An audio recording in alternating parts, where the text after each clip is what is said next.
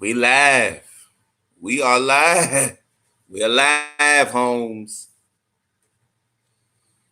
We are live. Let me just put this link into my Twitter so the Twitter folks can know where to go. Do some teams. Fuck. I'm not good with computers. We're gonna talk about some stuff.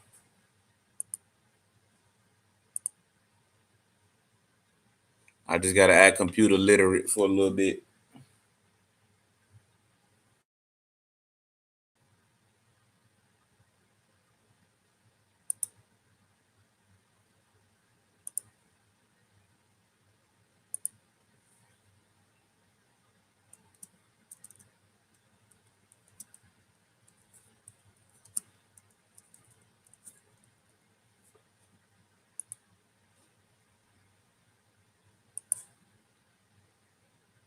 Just make sure everything's straight.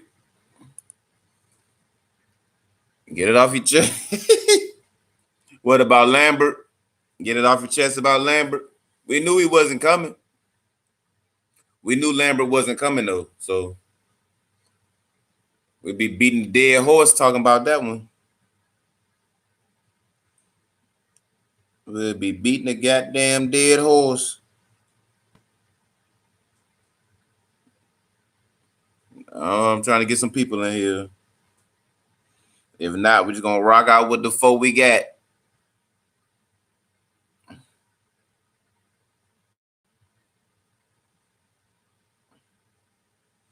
All right, we're gonna start. Okay. First of all, this stream will be brought to you by the Nectar of the Gods, LaCroix, man. You gotta have LaCroix, man. Can't go a day without drinking a LaCroix.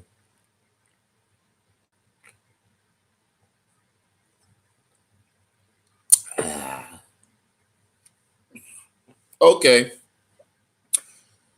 So, Hendon Hooker is getting set up to fail, people. Hendon Hooker is being set up to fail, people. Let me say that much. The man is being set up. The man got two career passes. And they're going to put him out there versus second best defense, probably the best defense we're going to face all season. If you want to say Notre Dame or Miami, they putting that man out there versus the best defense we're going to face all season, or the second best defense. The man got two career passes. He has not been prepared for this moment. And it's not just okay, Miami been kind of struggling. They got him going off again. They got him going against a pissed off Trayvon Hill. That's the best way to put it. He being set up, man. He's the quarterback that they didn't trust to throw the ball. Miami knows that. Miami know that. They got the numbers. They got the film. They got the footage. So I can't see a scenario where the coaches are gonna put him in a position to succeed because our offense is predictable. You know what we're gonna do. We're gonna come out there. We're gonna run jet sweeps and RPOs. Miami is too fast, too athletic. They're gonna diagnose that shit and they're gonna blow every play up. So they're gonna diagnose it and they're gonna blow everything up. So what's gonna be the difference? The difference between the offense this week and last week is no turnovers. Or maybe all season. It's probably gonna be less turnovers. But it ain't gonna go nowhere. Using them as a safety blanket. Try to save their ass, get his ass. Oh yeah, just throw him out there to shut the fans up. I do believe that. I believe that. Just throw him out there, tell the fans, shut the fuck up. We played him. Y'all wanted another quarterback. This is what you got, but he being set up. He being set up to fail.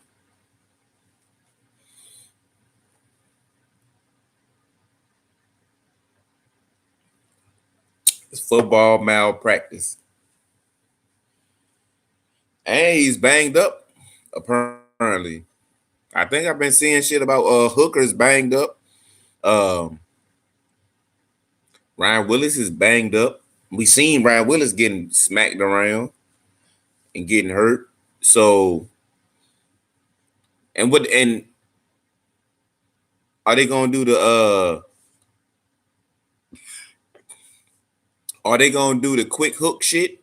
Where if let's say Hooker comes out there for about 2 or 3 series and the offense is stagnant, do they pull him and put Ryan Willis back in? Because I could see some shit like that happening too. Where where they put him on the okay, he got a bad non-throwing shoulder. If he got a bad non-throwing shoulder, mind you, they're gonna run him. They're gonna run him. They're gonna use him in the RPO game. They're gonna use him in the zone read game. So you got a quarterback with a hurt shoulder, not his throwing shoulder. He got 2 career passes, and he going down to Miami, where one of the players on that team knows in the hooker. He knows something. I mean, he's seen him in practice, at least. Trayvon Hill got the scoop on the whole offense. Not saying that you need Trayvon Hill to know what the fuck we do on offense, but Trayvon Hill got a little bit more nuance of what we want to do. This shit is about to be bad. Bad. McLeese getting the start. I mean, didn't King fumble or something last week? Yeah. I wouldn't be surprised if McLeese started. McLeese also had that big ass run last week.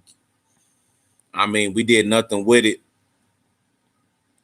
We did nothing with the run, but he was a part of it. I mean, he broke it.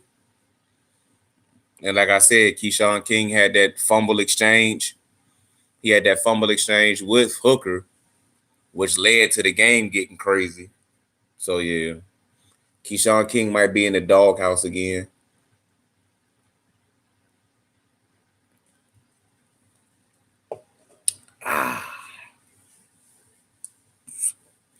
But then the Lambert shit bothers me. The Lambert shit bothers me. Not that we didn't know he wasn't coming, but when you look at the top 10 in Virginia and nobody's coming to Virginia Tech, that's bad. It's bad. You can't get Cam Chancellor's nephew. Cam Chancellor's fucking nephew. And I bet you Cam, because Cam was heavily involved in Devin Hunter's recruitment, heavily involved. He was at his commitment ceremony. And he probably see how Devin Hunter's career going. And he probably told his own nephew, like, dog, nah, man, that ain't it. That ain't it.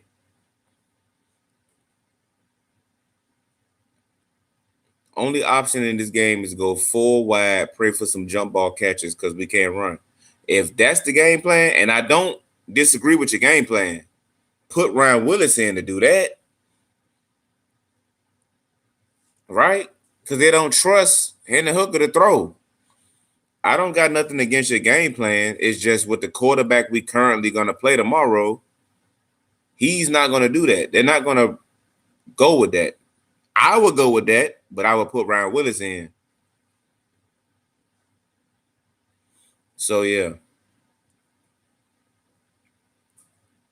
If we was, I said it, I think I said it week 1. Like, if you're going to have Ryan Willis at quarterback, then just fuck it. Just go, just air it out.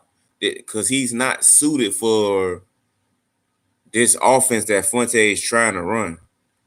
He's making bad reads in the option game. He's getting people hurt out there. He's giving the ball on plays where he should be keeping.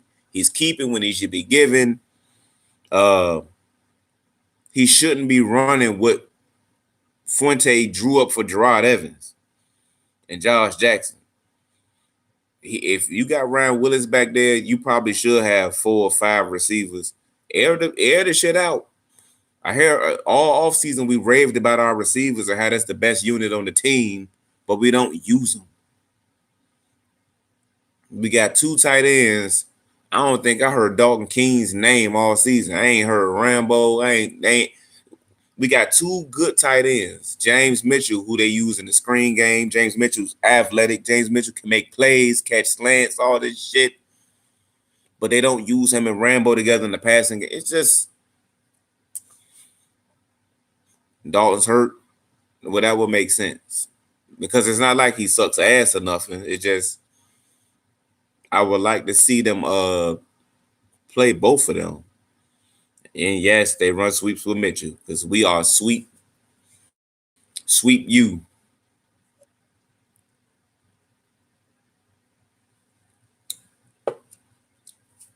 But yeah, I haven't even been one of the people that's called for them to bench Willis. I just think that they should change the offense if they're going to play Willis. That's what I've been saying. Like he don't know. He's not an option quarterback. He's not an RPO quarterback. No, let him air it out and just live with the interceptions because he's going to throw them. That's what I say. Let him air it out, live with the interceptions. I think he'll make more good plays than bad ones. He Boston College game, it was more bad than good, but no, he normally more good than bad. On some real shit, y'all might not agree, but if they can kind of half-ass protect Hendon, he'll show some good signs tomorrow. I think everybody will agree. I don't think nobody would disagree with that comment. It had, I mean, the pass protection. I mean, mind you, we done played Duke, Boston College, ODU, and Furman, but the pass protection hasn't been that bad. I mean, tomorrow's a different beast. You know, Miami do got pass rushers, and one of their pass rushers know everybody on the team. So he knows, he's went up against these dudes in practice and shit. So he got a little extra intel on everybody with strengths, weaknesses.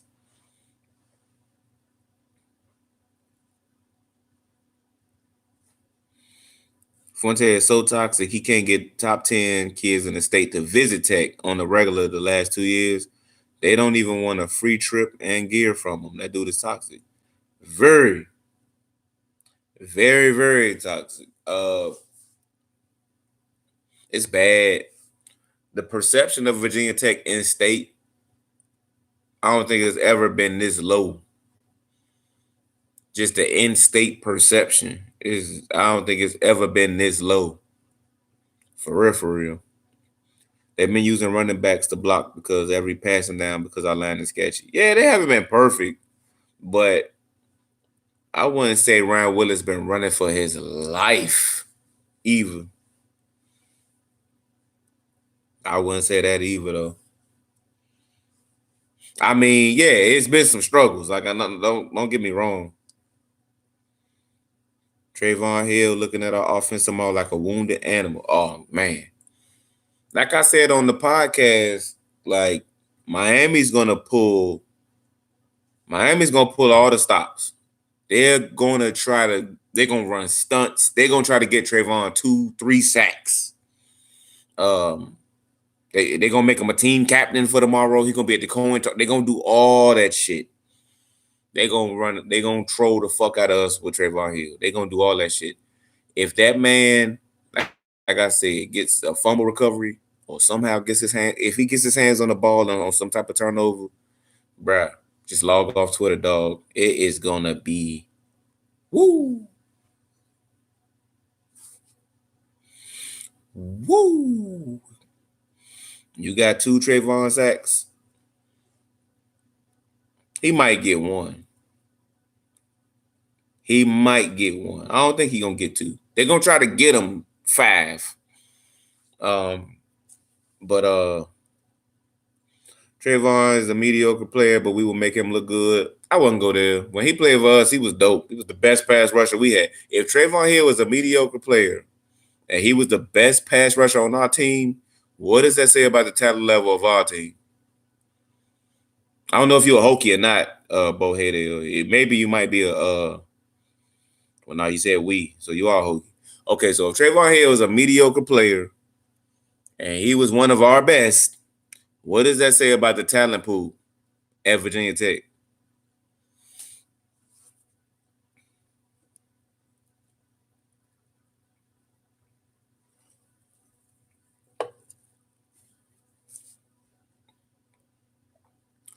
What do you think has to happen for him to be fired before the December 15th when the buyout drops? He would have to fuck a kid or like some text messages. He had to rape somebody or he'd have to get caught with a pistol. There's no way he getting fired before December 15th. This is the game where they bring the U back. Remember on the 30 for 30 on Miami when they play Oklahoma and was calling Brian Bosworth room the night before the game. And remember the coin, but oh yeah, and the dude said, "I'm not scared of you, bitch." Some some flagrant shit he said at the coin toss. Yeah,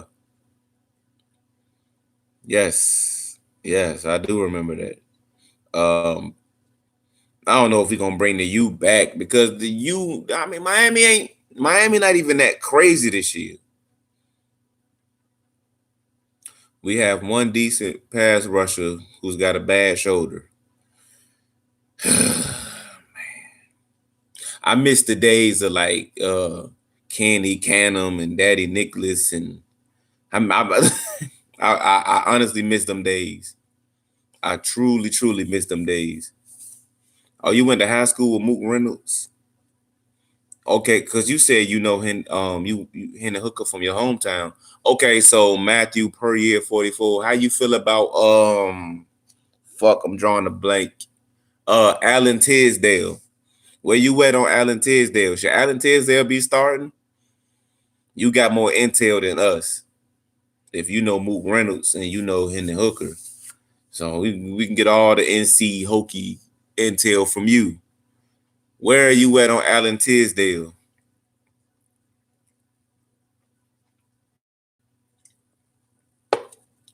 As I sip my LaCroix. Yeah, man. Sophomore Mook was an animal. Junior Mook was lost. He was on some other shit. But sophomore Mook was on another planet. Like, he was making plays. Man was on tilt. Man was making plays. Junior Mook was my last image of Mook Reynolds was, I think it was his junior year. We was playing Miami, and Braxton Berrios put a move on his ass. I was like, God dang. Man, Berrios hit his ass with like a whip and out of there. Touchdown. That shit was woo. Sophomore Mook was a goddamn animal. Junior Mook got hit with that whip route. That shit was bad, dog. That shit was so bad. Tisdale should start. Dax is out of position. Red shirt Dax to get some space between him and Ashby. Um, yeah, man. It's something about Dax. It's like it's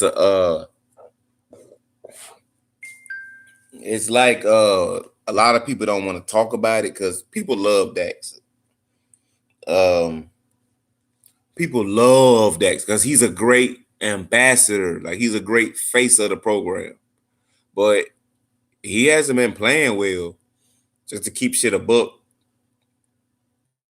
he has not been playing well. Um, and tomorrow, if we got bad linebacker play, Miami will expose it. It ain't no might.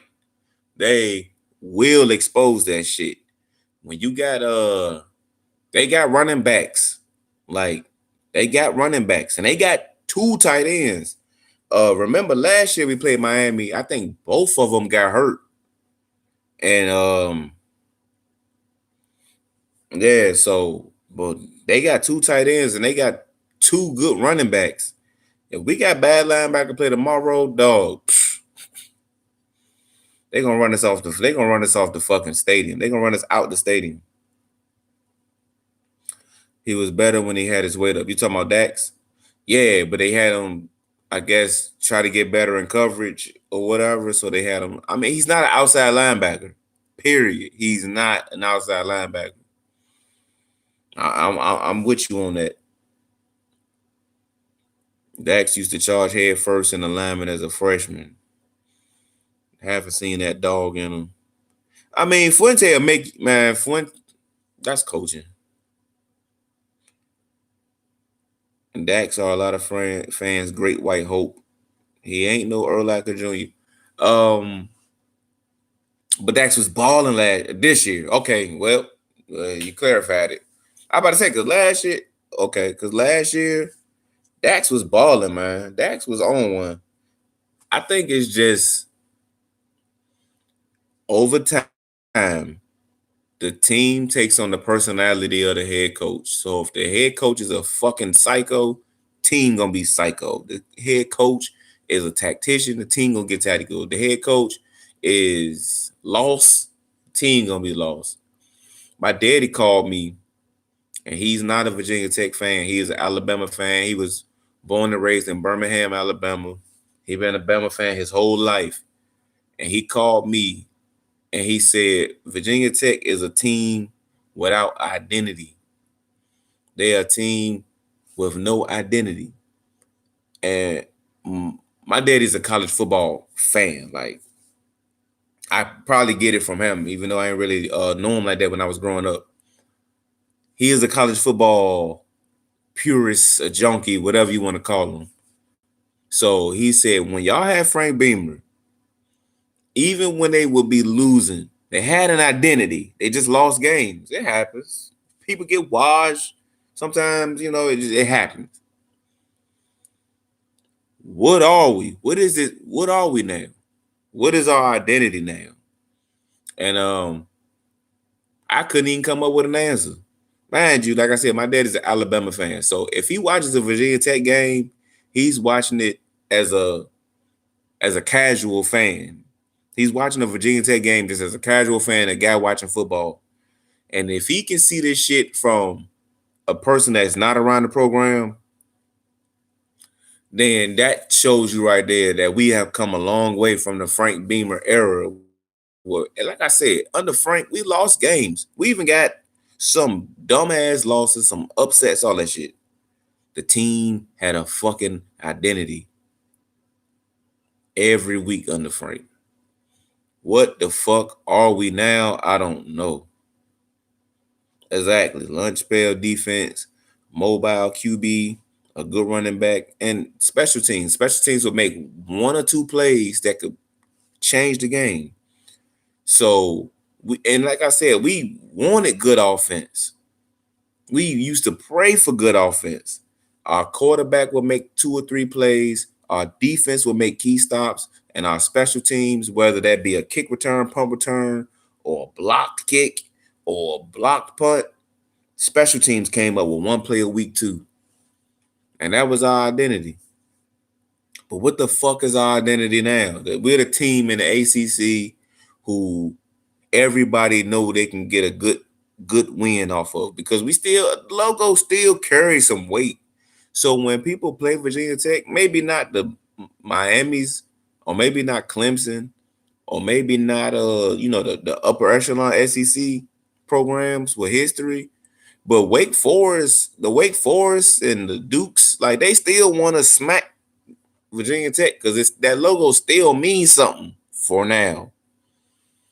So yeah, man, we don't have an identity, man. We the team everybody want to smack, pretty much. We look vulnerable.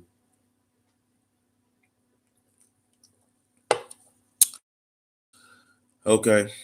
Phone lines are open. Let me see.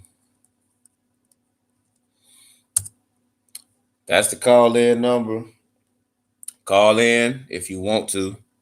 Uh, just tell me where you're calling from and whatever. And we can talk about Lambert. We can talk about Miami tomorrow. We can talk about the current state of the program. Or if you just want to get it off your chest and get your fuck Fuente ran off, get it in. Phone lines are open though. Like I said, we talking Lambert, we talking Miami game, we talking the current state of the program. Um, any head coach candidates y'all might be talking about. I mean, and don't if you got head coach candidates, don't call talking about some goddamn Torian Gray or don't talk about the people we've been talking about. Talk about new people, not the same 3, 4 people that's been in rotation. You know what I'm talking about?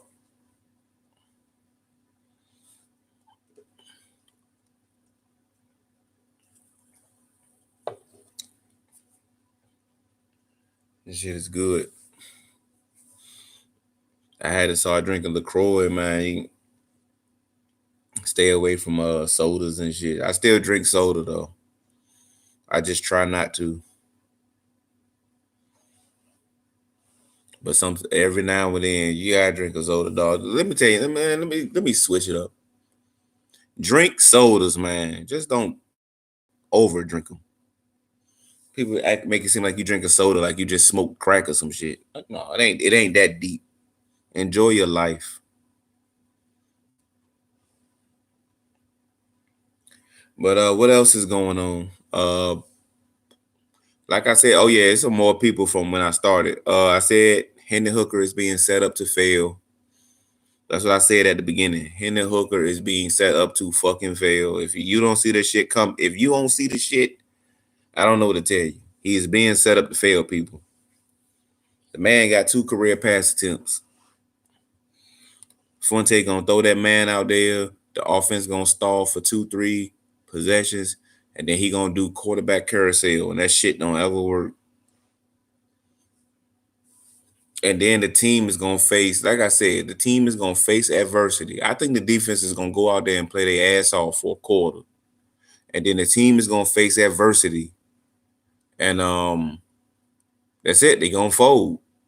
Um, I was talking about there's a lack of identity. That's our identity. The team plays okay. They hit some adversity and they fucking fold.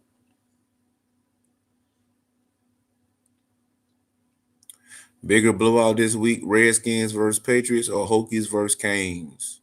I would go with the Patriots. The Redskins is a fucking mess.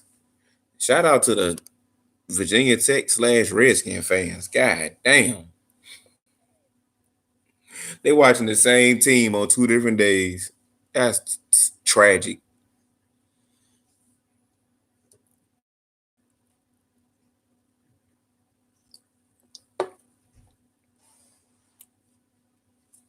That's tragic. Ain't no fucking way. That's real sad. Real sad. But nah, but like I was saying the team lacks identity. Nah, the identity is if they face some fucking adversity, they gonna fucking fold. They gonna take their ball and go home. And we should have seen this shit in 2016, but we were still learning about Fuente. I remember, I think it was 2016. God damn, that was 3, 4 years ago. We played Tennessee in Bristol. I say Bristol, Connecticut, in Bristol. Man, we might have fumbled the ball 17 times, man. But we was balling at first. Trayvon had a big run. We was up. I think we was about to go up like either 14-0 or something. We was balling. And then they gave the ball to CJ Carroll on a fucking sweep. It was either CJ Carroll or Willie Byrne or one of them wide receivers. And he fumbled the bitch. And it was just the team, just like all the air, just like the team just fucking folded from that moment. Like they couldn't recover from the shit. So all everybody did after that was fumble. And it was the worst night of my life. It wasn't the worst night of my life, but it was bad. It was bad, but that team, we was early into the Fuente tenure. We might have been 1 or 2 games into it. But how they responded to that fucking fumble, still to this day, never sat right with me. Cause that game was winnable. That Tennessee team wasn't that much better than us. They had talent. They had Kamara and Hurd and all this other dumb shit, but we should have beat them. And like I said, the team hit some adversity and just fucking folded. And I never forgot that shit.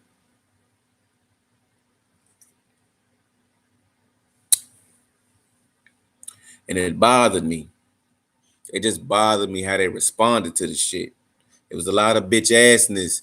And that ain't what Frank teach. And that was Frank's team still. But they just looked tight and nervous. And that was an early warning sign. It was. But we wanted to give the man the benefit of the doubt. And that team went on to win 10 games. The team was fucking hella talented though. I mean, shit, a lot of players on that team eventually went on to play in the NFL. So on the other hand, look how they responded against Arkansas. It's fucking Arkansas. You put a knife to my throat and say name 3 players off that Arkansas team, I'd be dead in a motherfucker. I can name players off that Tennessee team. You put a knife on me right now and said name 3 players off that Arkansas team. I'll give you Jeremy Sprinkle. He ain't even playing the game. He was shoplifting that belt. They ain't even let him play. You tell me to name anybody else on that goddamn team, fuck, I'd be dead as shit.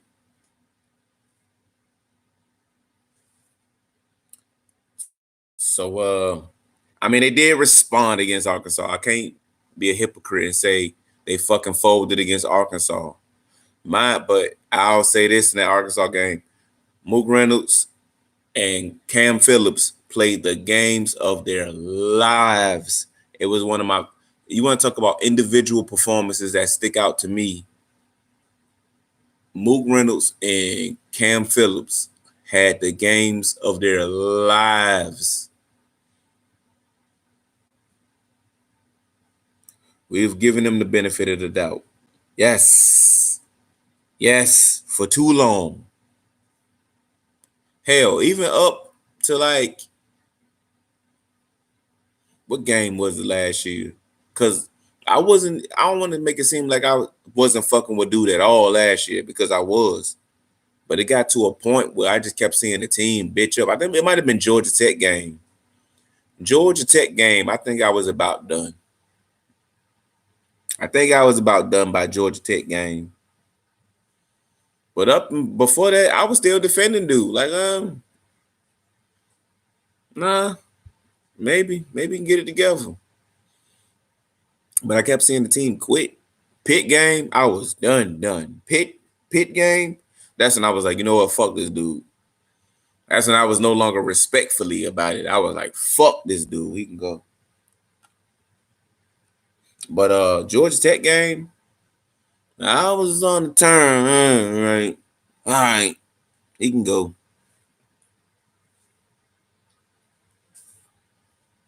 But yeah, Fuentes, he's got the benefit of the doubt. He has had 4 years, and it's trending down every year. We got a call in 305. Is a speaker. What's happening? What's up? What up, man? I had to call. Go ahead and get this shit off my chest. Get it off your chest, man. So listen, I'm back in the crib. I'm back in Portsmouth because I couldn't even be in Miami for that game. I gave my ticket to my homeboy to play that went to Miami, I don't want to be in the stadium for what's going to happen tomorrow. No, damn. I'm sitting telling you, like, I'm telling you, I done seen Hill. I done talked to him. This the game. You know how some do circle games? Yes. This is the only game we give a shit about all season. This it. He don't care when they play Florida State. He ain't bought into the U hype. He went there for tomorrow.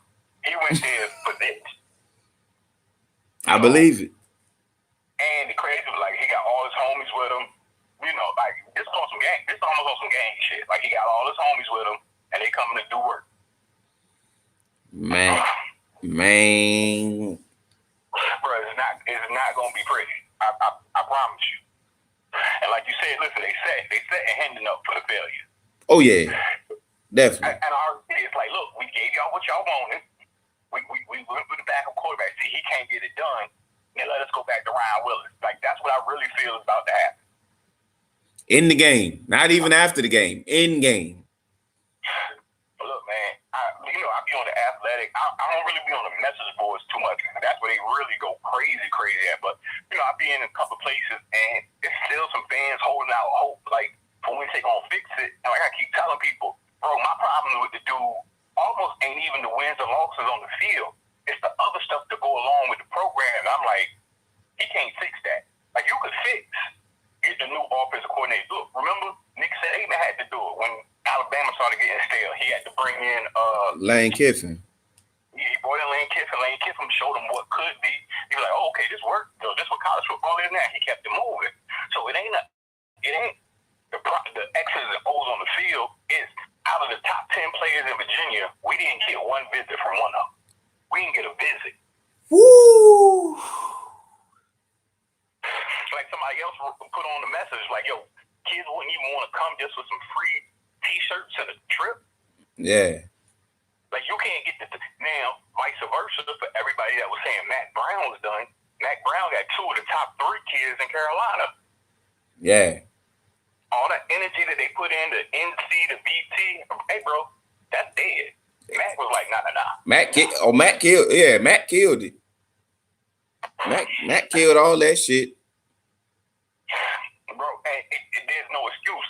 Matt coming in, UNC was garbage last year. Yes. Matt ain't even really been there full calendar year. In this same amount of time, for when they went to the ACC championship game, and you mean to tell me you couldn't get a top 15 class off of that? Couldn't get a top 15 class. Carolina won't even nothing last year. Matt come right in, flip the switch. Like, oh, bro, because they went to work. They came in and they went to work. The only thing I'm going to disagree with you on, I really believe if they get washed tomorrow at Miami, I don't know if Fuente makes it much longer. Because they Captain did the math. Babcock can't hide behind the contract no more because somebody does the contract up. It's out online. The terms of the contract is out. It's not a $15 million lump sum payout. It's $3 million over the course of 5 years with offset language in case Fuente gets another job. So that means if he gets another job making $1 million as a coordinator, which I doubt, but I'm just saying if he gets that, then all we owe him is $2 over that contract. Oh man, so I don't know, because a lot of people kept talking about December 15th, the buyout drops. But if you're going to keep them that close, you might as well keep them for the rest of the year because most of everybody who's going to sign for that recruiting class is going to sign. Even if you drop on December 15th, you would literally need Urban Meyer to come in the building to be able to flip some kids and make that recruiting class any better. If you keep them to December 15th, you're stuck with what you're stuck with. But it's not even the kids coming in that I'm worried about. It's the kids that leave that I'm worried about. Like, you can't build talent with everybody transferring out. And I don't want to say nobody's names because you know how some people might have a friend and their friend might be in the Fuente hive. Yeah. You know, they have these kids nowadays. So I don't want to say nobody's name. But I can tell y'all directly, it's 7 kids that we would count on next year that have already talking to their family like, if this dude is bad, I'm leaving. They got family members calling around to see where they could land right in 7. Man. And it's all contingent on if this dude come back.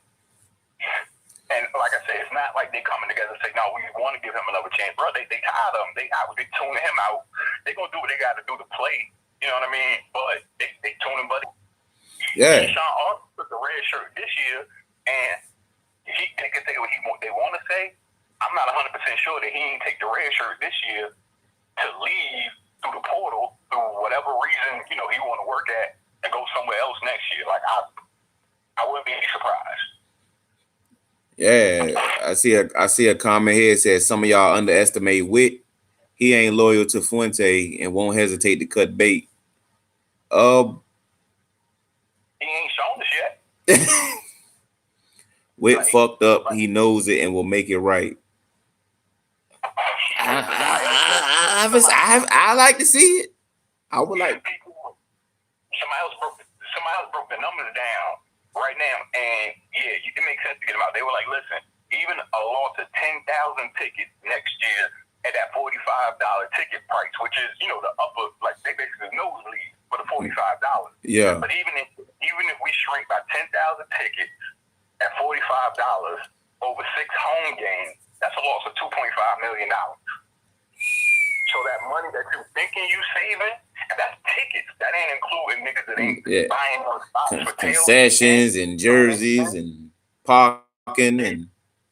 This dude can realistically count maybe $3 million in the hole next year for us to keep him. And listen, I'll come out and I'll say it. Anybody can see my name, Star Max Prez on Twitter. I don't give a fuck. I don't care if he run the table. Like, by some miraculous chance, he wound up in the ACC title game, because it is the Coastal. Any kind of crazy shit could happen. True. I don't care. He got to go, because he done shown us who he is. And, I had a couple people reach out to me through DM. I was out on dude when he lost, when Rod decided to leave early. Like, I was when Rod Evans decided to leave early. That was my first question. Like, dog, how you can't talk this man in the stand? He ain't got no, nothing saying he should go pro. He ain't put up no Cam Newton season. He ain't win no Heisman. He didn't even make first team all ACC. He was like, what, second team all ACC? Yeah, something like that. Yeah. I wouldn't even think that you was ready to leave. He had absolutely no draft hype whatsoever. Look, that was my first suspicion. But I was like, all right, let's see what happened next year. Then I'm watching next season, and the play caller was so predictable that next year, and then everybody left on defense. Tim Settle out, and the cats were like, well, Tim Settle, he always wanted to go to the pro. Yeah, but bro, Tim Settle on that bad. Tim went in the 5th round. He had a 5th round, 3rd to 5th round grade. You're supposed to be in that dude's ear and be like, yo, you give us one more year, you'll be 1st to 2nd round instead of 3rd to 5th round. His brothers, I can't really question that. Yeah. Adonis messing up in class. Okay, Adonis said he messed up the class, whatever, but my point is, you got 2 years in a row, you got these mass defections of dudes who could have stayed. You know what I mean? Mm-hmm. That's what I checked out on, dude. And then, like I was telling Kat, I was starting to hear from other dudes that's coaching around here, like, yo, cats don't like this dude. And this is in year 2. Yo, niggas really don't like this dude. Kids really don't like this dude. But everybody was telling me I was crazy. It was like, nah, bro, that might just be 1 or 2 to okay. And then the bottom fell out last year. The bottom fell out. You know what I'm saying? All these cats that's in the stream right now, I think I might have been first, but I was solo crazy. But once you came and you seen it, I was like, all right, I ain't crazy no more, bro. I was like, who started? I was like, yeah, it ain't just good. For a minute, I was thinking I was crazy. I was really like, is it me? Like, am I the weird one? But you saw, I say a couple other people saw it saying, I was like, yeah, I ain't crazy. I ain't gonna hold it up because I know some other people might want to jot in. But bro, I'm telling cats, go pull this dude's resume. He was at Memphis for 4 years, right? Yeah. Now he's supposed to be an offensive genius. In that 4 years, he had 2 dudes to go to the NFL and 4 years as an offensive genius. Yeah, Paxton Lynch and a wide receiver. None of this, but here's the thing. Outside of Paxton Lynch, none of the kids he recruited went to the NFL. None of them. He had a bunch of cats on the defense go to the NFL. Don Terry, Poe, and the rest of them, but they were there before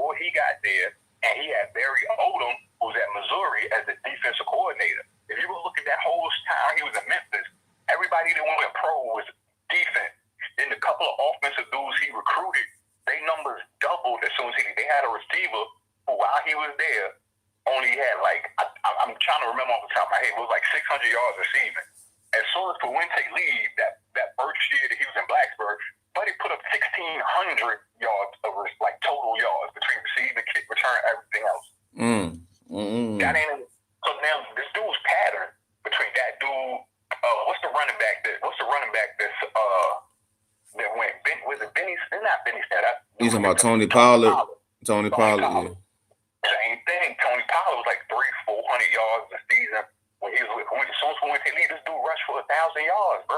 As soon as he leave, man, look at it. Let's think about. They had another one too, Henderson. They had two backs that got drafted. Every year that Fuente has been going from Memphis, they had 1,000-yard rusher. Every year that he was in Memphis, the most anybody ran for was like 500 yards. That should tell you something.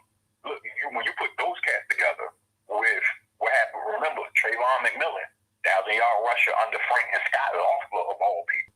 He went for Fuente for 2 years. He went to 550 and then like 475. As soon as he leave Fuente and go to Colorado, what happened? He put up another 1,000-yard season. Josh Jackson, yeah, he'd have been a little bit off these last couple of games, but that's to be expected. He would have moved things. But for the first 3 games, dude looked like a damn near Heisman Trophy candidate for the first 3 games. He was cooking. Wait a minute, Khalil Pimpleton.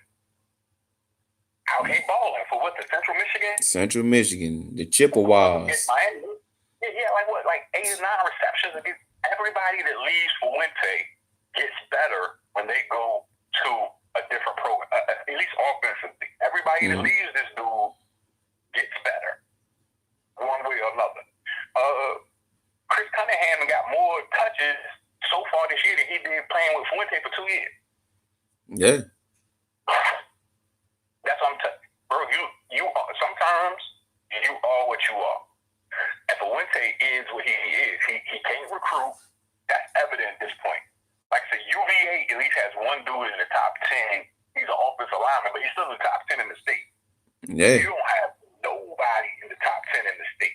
ODU has more recruits out of Virginia in this class than we do. ODU. But you know his defenders will say, like, who cares about the state of Virginia? We got guys coming in from Texas and Florida and Georgia. Exactly. Who coming from, like, this is my question. Who coming from Texas? Like, here's the thing. I like King as a running back, and I think if King was in a Power 5 weight program, not all, because we don't have a Power 5 weight program. We got a Group of 5 weight program.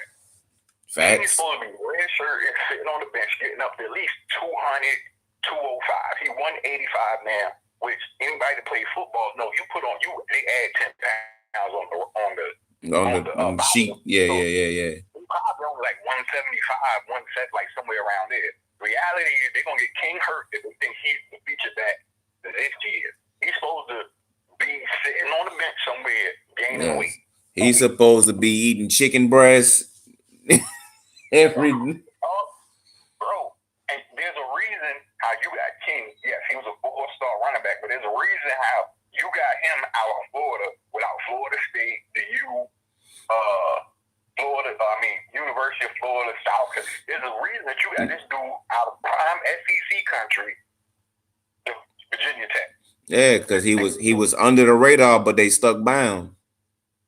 And they stuck by him, so he was like, "All right, let me come on here." Now, maybe he do some Chris Johnson at East Carolina type of stuff and just turn into, that kind of back. Maybe. I would hope to see it, but it still go. You mean tell me you couldn't get no kids from it? You couldn't recruit one running back over 200 pounds? Like, all your running back is like ass. The one kid that got some size on him is hurt right now, Jalen Holston. Yeah. And we still don't know what he can really do because y'all been fucking around with him for 3 years. Dude, it's all like I tell you, it's all bad. This dude gotta go. Even if he fired Cornelson tonight and tell Jerry Kill to take over the offense, the sentiment is already there. And Buddy, I met him. I done shook his hand. I've been at one of them donor dinners, and the dude just don't read right. He ain't a people person. He ain't going to nobody's house with their mama and their daddy or their grandma and they'll sit down and convince you not to go to Alabama or convince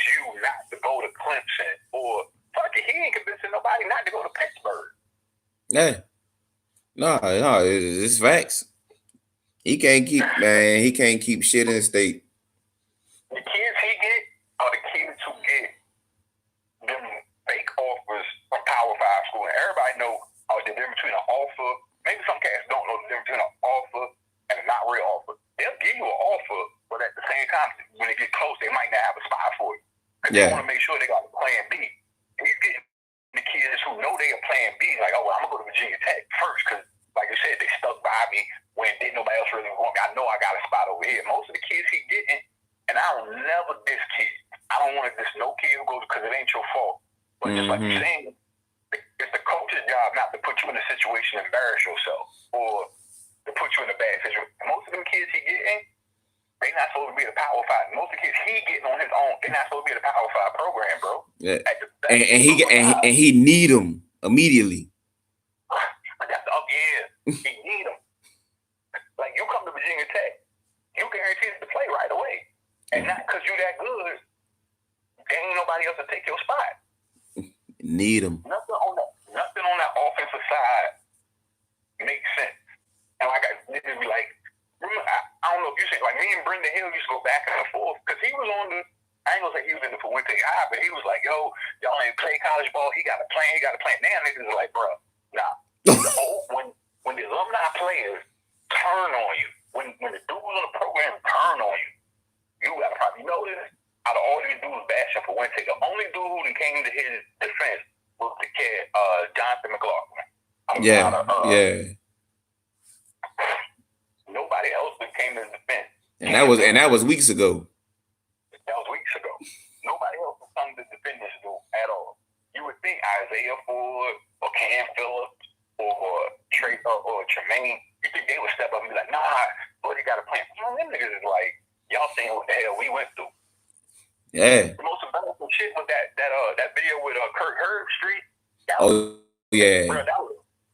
yeah.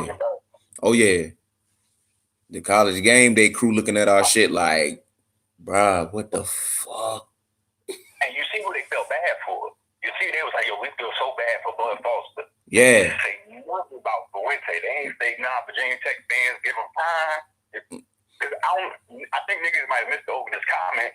This is the only school guy I put a name to. Bruce Arians to watch a couple of games. And I got a partner that worked for the Tampa Bay Buccaneers.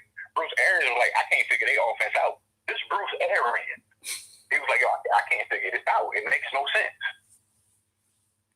This is an NFL coach who, if I got to get one offensive coordinator from the NFL, I'm going to go with Bruce Arians. He done work wonders for everybody.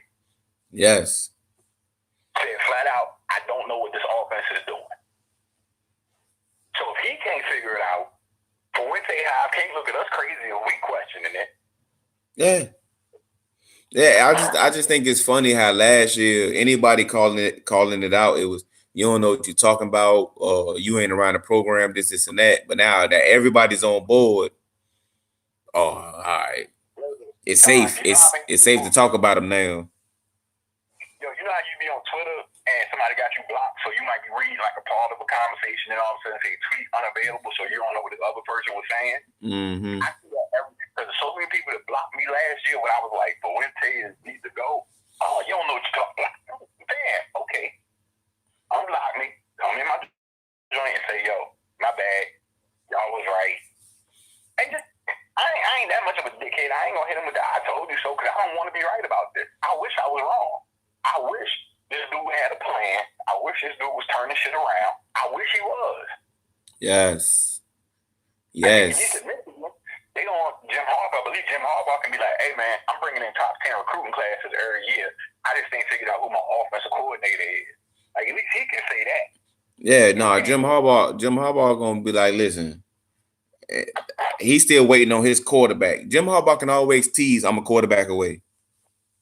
That's it. Because the truth is, he probably is. Us, we a coach away. Because this talent, make no mistake, this talent, but you underdeveloping the talent. Why the fuck? Why did this dude? Damn, I can't. Why did Trey Turner look the same size as he looked when he walked on campus? Yeah, for facts. You know what I'm saying? Like, facts. Cause, yo, what's the Dale Patterson? he did when he got on campus. Like, bro, niggas ain't even put on fat weight. Somebody asked for your ad in the chat. Or type your ad in the chat so people can follow you. Yeah, bro. Like, it's a mess. It's a whole mess, bro. And if somebody else can figure it out, oh yeah, they could come right in like Fuente did and benefit early. The difference is maybe they can sustain it.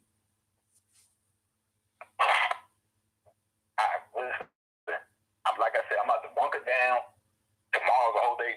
He do so bad. Like I said, I left Miami to come to Virginia because I ain't even want to be in the city when it go left. I'll get back home Sunday. I'll get back to my bar Sunday. I ain't even want to be because everybody know I'm a Virginia Tech fan. I got on my balcony. I done got fined. I get fined every 6 months because I got my flag like tied up in my balcony on the banister. Everybody know. Fuck that. I'm good. Nope. This dude make you almost embarrassed to tell people you a Hokie. Like I'm saying, man, I know how Duke fans feel because I'm waiting on basketball season. Basketball might struggle a little bit this year because the team gonna be young, but man, next year after that, man, back to the Sweet 16, baby. Shit, we gonna be living large in basketball. We gotta figure it out. Like I said, that money that he talking about, that's not a problem. Like Catson already broke it down.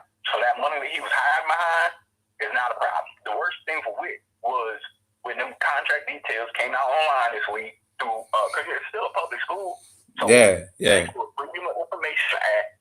Niggas got all the information for his contract. He's a state employee. So they got it. Yeah, man. The most, it's only $5 million. It's around 5, maybe 5.5. Because they ain't put out what the assistant coaches would get. So if they clean house, the estimate is it's only gonna cost around $5 to $5.5 million a year for the next 5 years. Bro, you were supposed to be getting that from the ACC network. Everybody's supposed to get $5 million for the next 2 years, but we're supposed to get 7 because remember they built the ACC, the control room in Blacksburg. So we're supposed to get a little bit of extra bump from that because we put the money up for the control room. So if you're getting $7 million a year guaranteed for the next 3 years, you got the $5.5 million that'll take the bottom out right now. And look, if you'd committed that money to redoing the locker room, we don't need that. We need players to go in that locker room more. And the only way you gonna get them is to get this do it. So take that $7 million you getting and say, here, take this, get the fuck out of Blacksburg. The fuck on. Whatever you want to do. Doe is over there.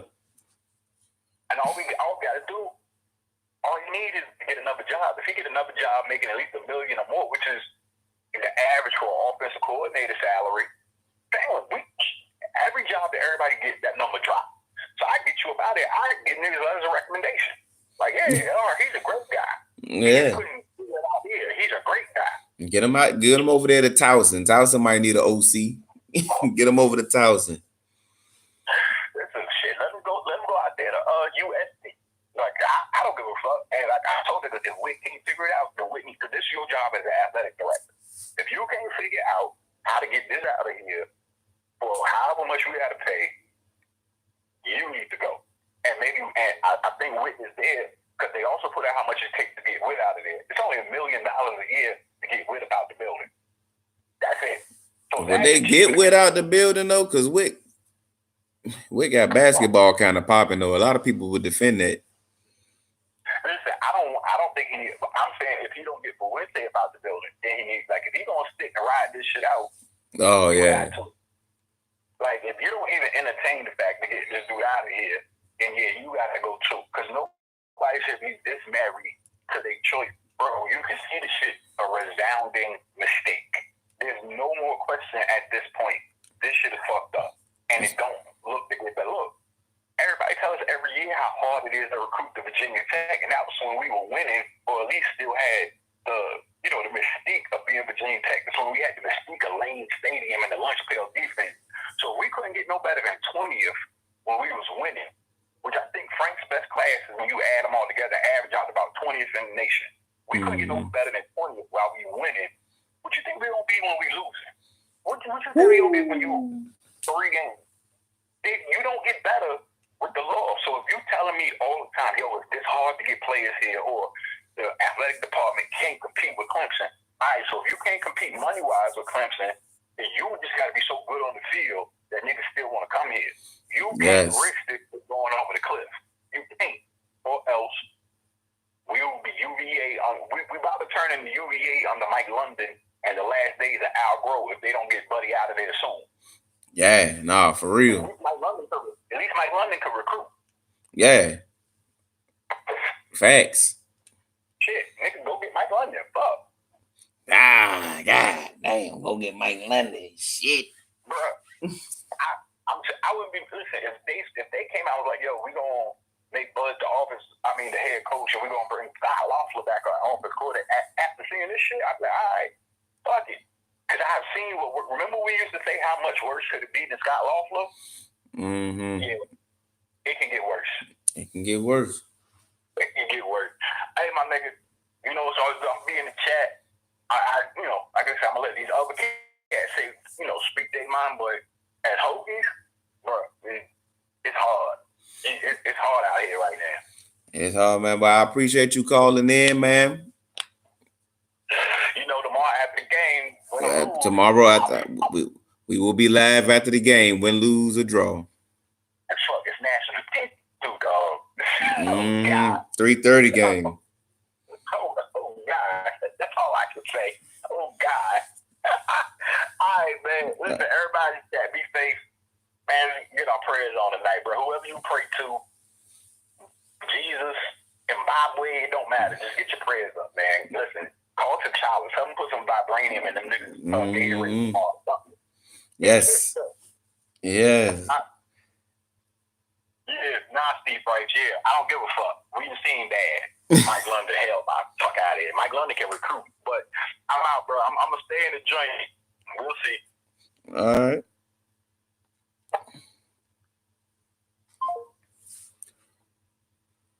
What's Trayvon? He was asking what was Quest Trayvon Hill sack total. Man, I still say one.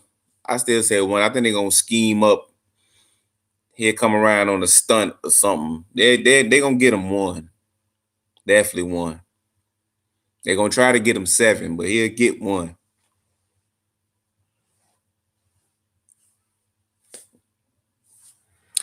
It's just, yeah, man. They got the pressure on Witt, and people kept talking about a video where Witt was saying, it's gonna be changes, but I never saw that video. I just heard that there was a video. If anybody has a link to that video, I would love to see it. But I haven't seen the video myself. I just keep hearing that there is a video.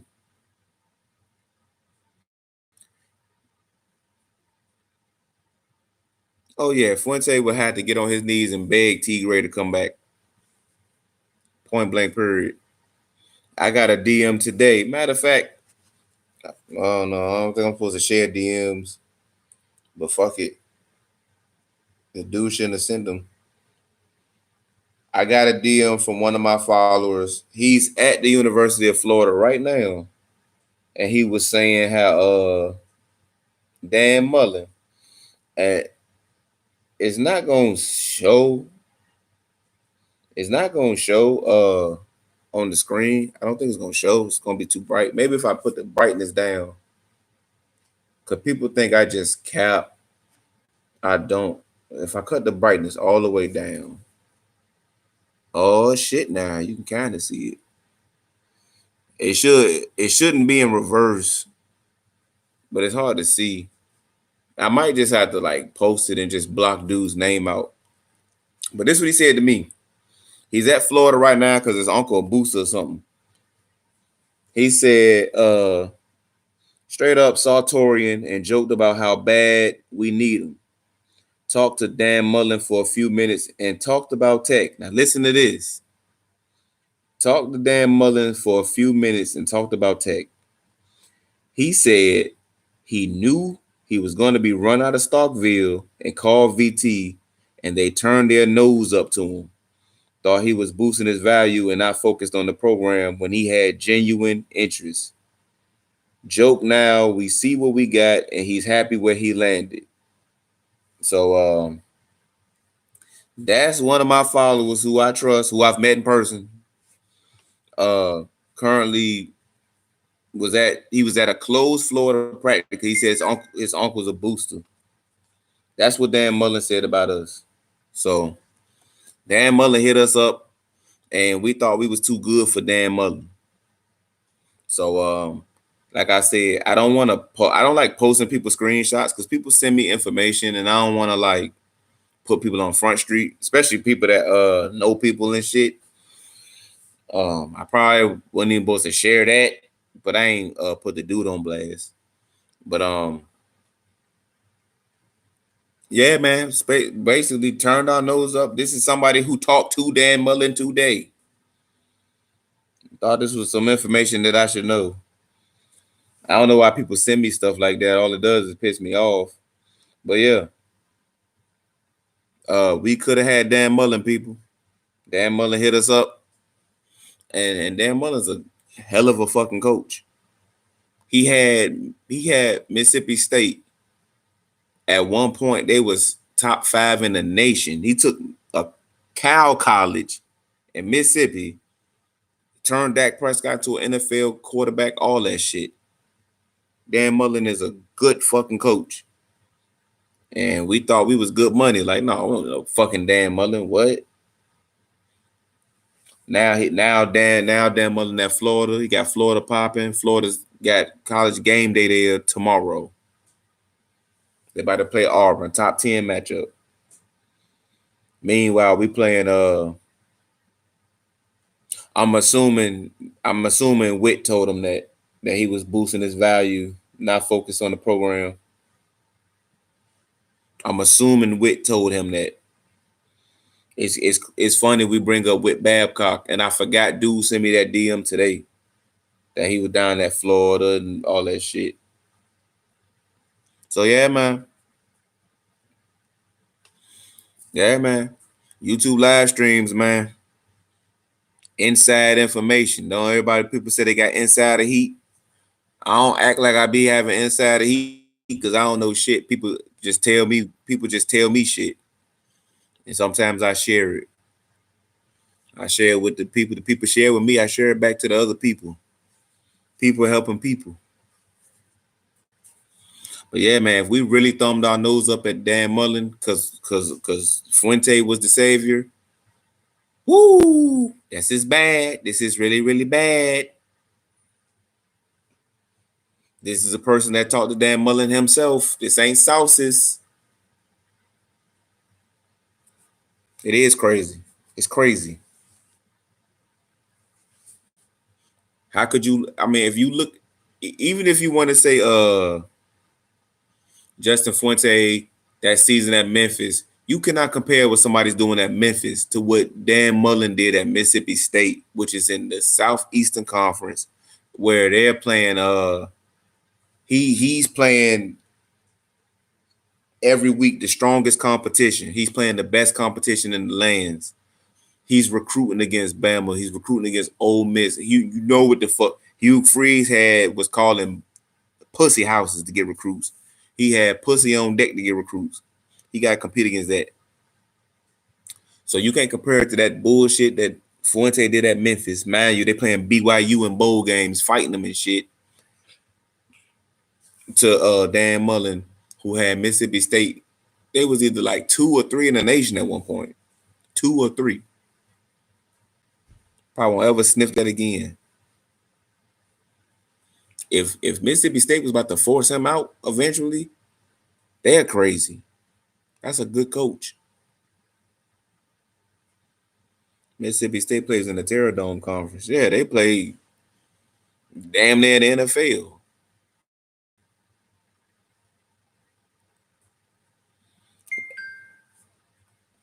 So every time you hear that, that's a DM. Bing bing. That's my DMs all day. People don't think I get DMs. I get DMs, man. People hit me up. They be want people just want to tell me stuff.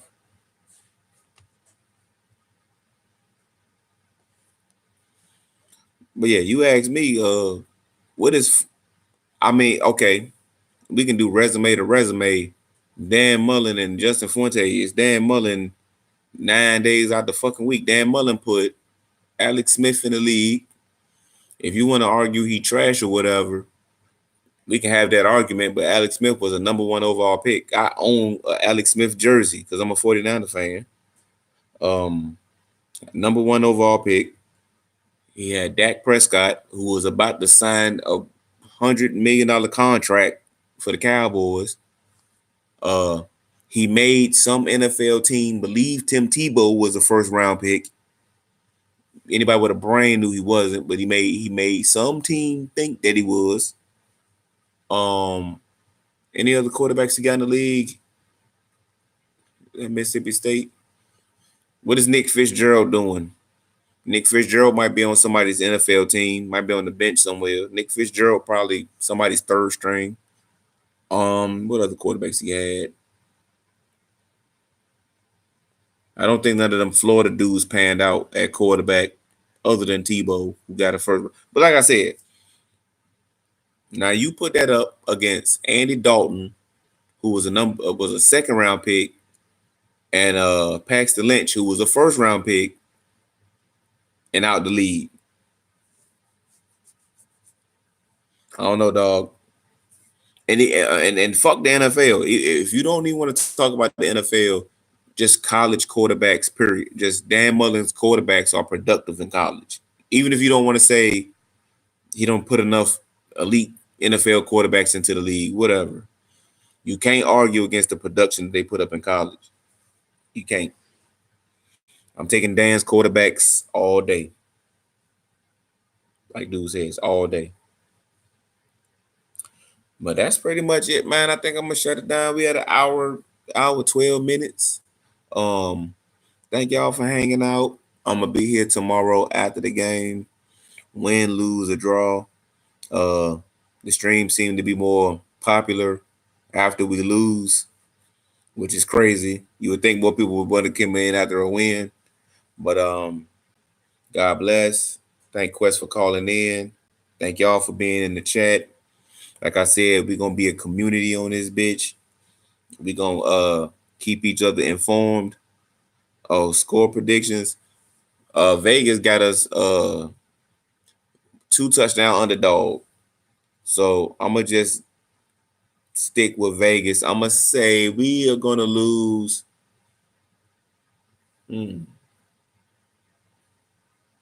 I would say like a 13 to.